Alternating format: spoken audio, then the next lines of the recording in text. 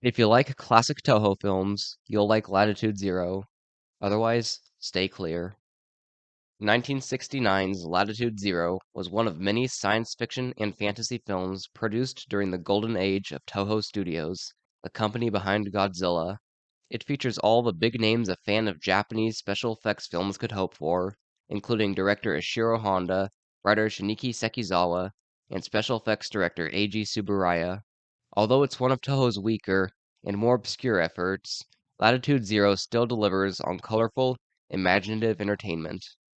Latitude Zero's plot, based on an American radio play created by Ted Sherman, is one of Toho's most outlandish. The crew of a wrecked bathysphere is rescued by a high-tech submarine from a utopian undersea city known as Latitude Zero. This city is a refuge allowing scientists from around the globe to collaborate in harmony. But this utopia is not free of all the world's woes, as it is continually under the threat of the evil, monster-making scientist, Dr. Malik, and his battle submarine, the Black Shark. The characters of Latitude Zero aren't special, but still carry the story. The film was backed by an American company, National General Pictures, and features an odd mix of Japanese and American actors. Akira Takarada, a familiar face to any Godzilla fan, is the most notable of the Japanese cast, playing a typical but charismatic leading man who is surprisingly unfazed by his bizarre circumstances. Most of the American actors who appeared in Toho films were relative unknowns, which makes the inclusion of Cesar Romero and the criminally underrated Joseph Cotten extra surprising. It's clear Cotton was only there for the paycheck, but he still brings in the personality and gravity required to carry his role as Captain Mackenzie, the 200-year-old founder of Latitude Zero. Romero is by far the highlight of the cast, as the twisted Dr. Malik. He brings to the role the same gleefully wicked charisma that made his portrayal of the Joker so endearing. Latitude Zero's biggest failing is its writing, which feels shallow and underdeveloped. Characters continually inquire on the trivial details of the world building, while totally neglecting the big critical questions.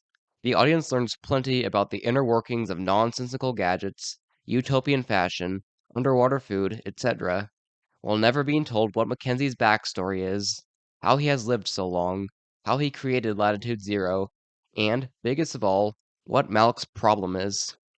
The villain is never given any motivation beyond being evil. Even Mackenzie seems to grow weary of answering petty questions.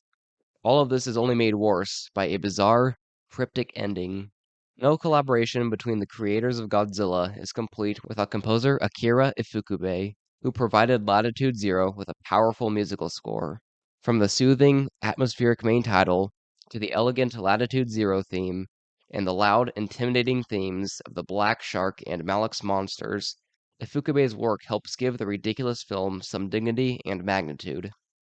Predictably, Latitude Zero's strongest aspect is Tsuburaya's special effects. The miniature models of the submarines, the aquatic city, and Malik's lair are vividly and strikingly designed. Although this film isn't as monster-oriented as Toho's other works, it still delivers on creature action. Oversized rats, half-man, half-bat abominations, and a giant lion with the wings of a condor and the brain of a human all make the film even more strange and memorable. On top of this are plenty of awesome explosions. For all its weirdness, Latitude Zero is nothing special. The characters are simplistic and the story is underdeveloped. But its charming special effects and intriguing world building make it a worthwhile watch for Toho enthusiasts.